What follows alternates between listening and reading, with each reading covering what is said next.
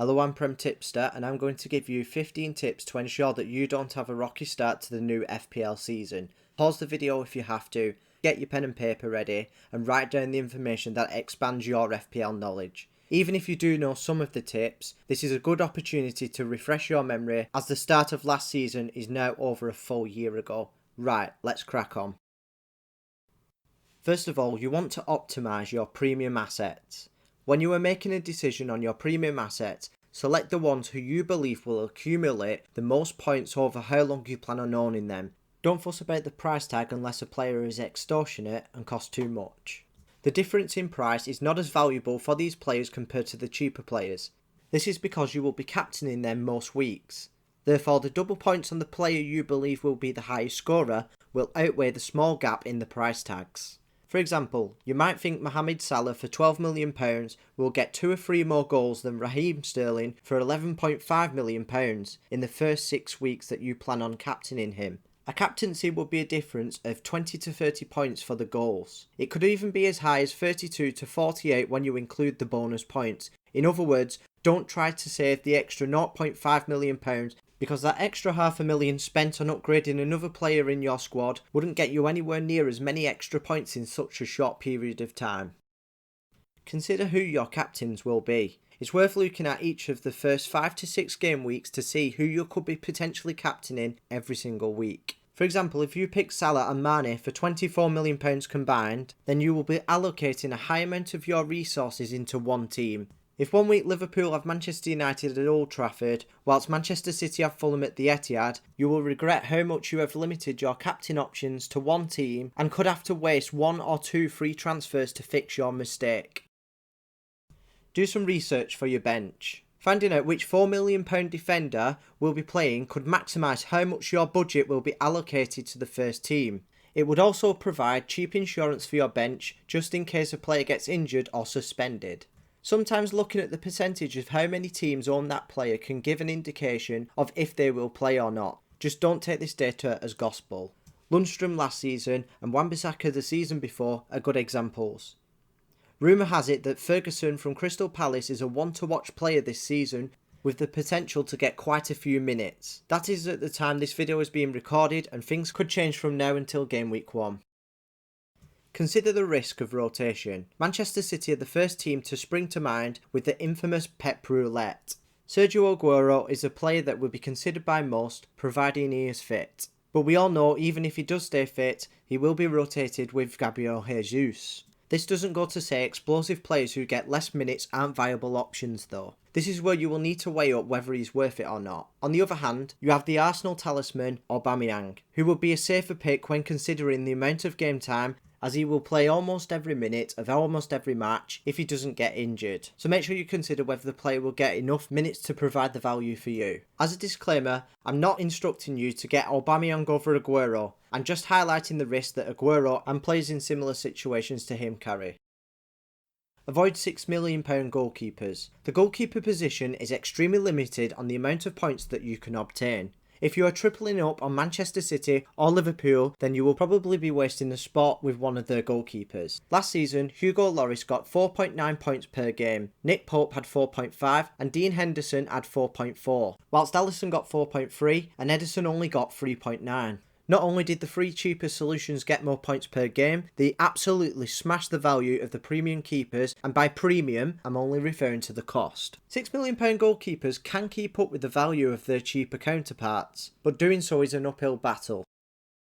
Have a look at the fixture difficulty. This gives a good indication of how easy it will be for your players. Form versus fixture is a conversation for another day, but in pre-season, form is quite difficult to predict anyway. Saying that, there is nothing wrong with getting a player like Kevin De Bruyne who is fixture proof, or a player that has had an extremely good pre-season. Even more so, someone who has performed well after the restart, considering the gap between the 2 seasons is quite small. You should be looking beyond the first game week or 2. Short-term picks are high risk, high reward, but it does often end up in an extra fire to put out, so be careful. The first 5 to 6 game weeks is a good sample of fixtures to consider. Nothing is stopping you from looking at the first 10, but the further you look down the line, the more the circumstances are likely to be distorted from your perspective.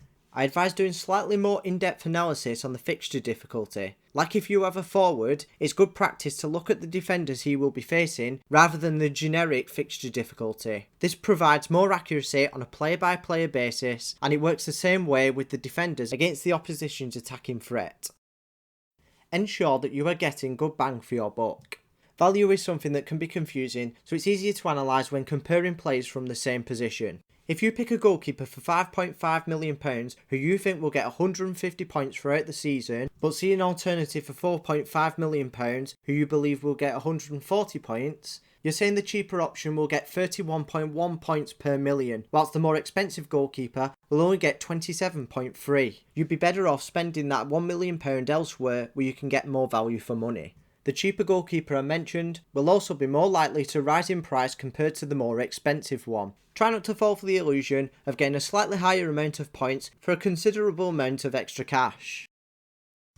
Document your ideas. Start by doing plenty of drafts and then compare the handful that you have built. If some players are common denominators and they appear in every squad, you can then make a template team to work around them with different combinations. Not only will this save you time in future when you get to finally submit your 15-man squad, it will also allow you to note which players you have considered on your journey up until game week 1, meaning a player you once had your mindset on for a few reasons won't completely slip out of your memory. Pick a formation that you believe will get the most points.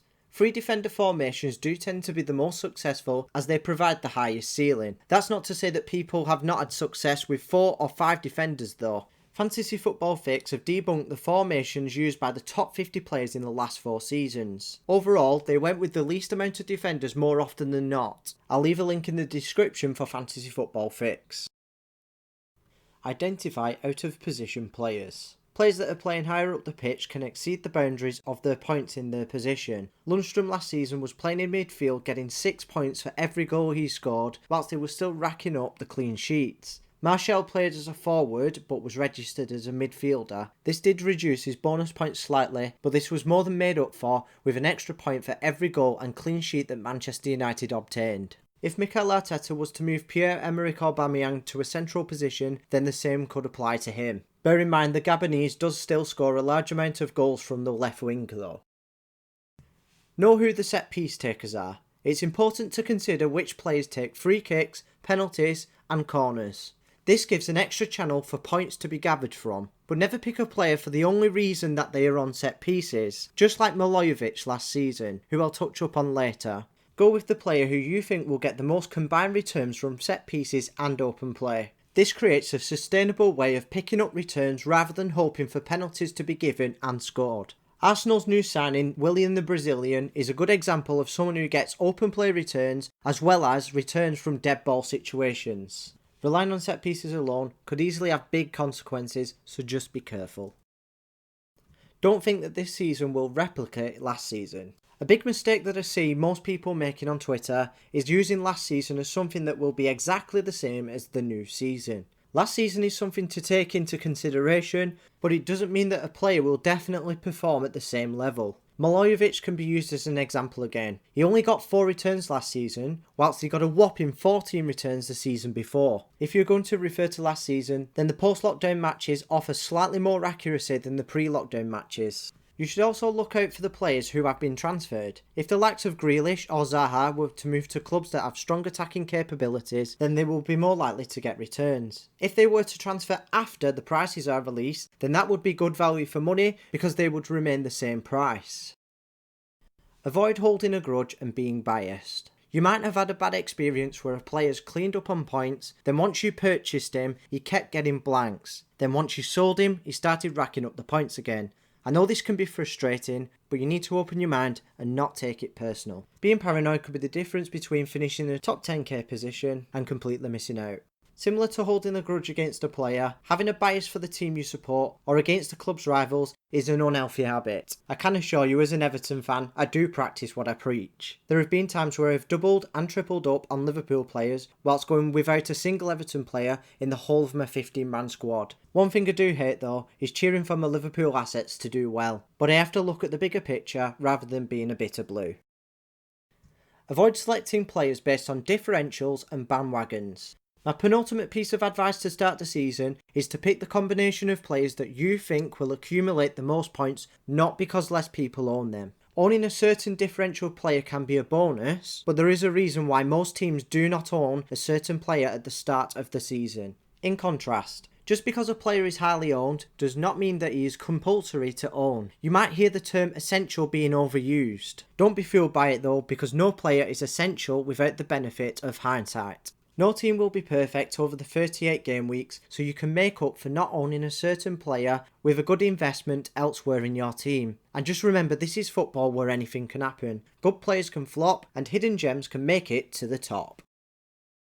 The last tip is to be sensible. It is your team, so don't let other people on social media push you into making decisions you don't actually agree with. Consider other people's opinions and use them to weigh up your own options. I'd advise having a go-to list of accounts that you trust for FPL advice. Just like everything in life, nothing is perfect in FPL, so you will make plenty of mistakes. Make sure they are your mistakes and not anyone else's. That way you can take responsibility for your errors and learn from them. Just remember as well, it is a marathon, not a sprint. So if you have a poor first game week, then don't rage transfer unless you have good reasoning. Think about it this way: if you have 37 healthy meals and one unhealthy meal, does that make you unhealthy? The answer is obviously no. So just because you have a bad first game week, does that mean that you're going to have a bad season? Again, the answer is no. Bear in mind, you chose that team for a reason, to back your ability. Unless of course you can see your team will actually perform badly going forward, then emergency transfers or an early wildcard might be necessary.